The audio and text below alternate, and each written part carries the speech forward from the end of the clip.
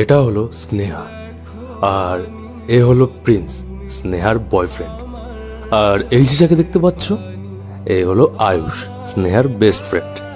কোনো মেয়ের ছেলে বেস্ট ফ্রেন্ড থাকা মানেই আমাদের মাথায় যে ধারণাটা আসে, তার থেকে এদের গল্পটা অনেক আলাদা। আয়ুষের জায়গাটা স্নেহার কাছে যতটা, ঠিক ততটাই প্রিন্সের কাছে।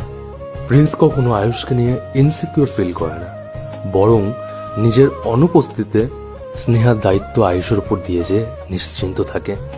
আর আয়ুষও তার মর্যাদা কি করে রাখতে হয় অক্ষরে অক্ষরে জানে।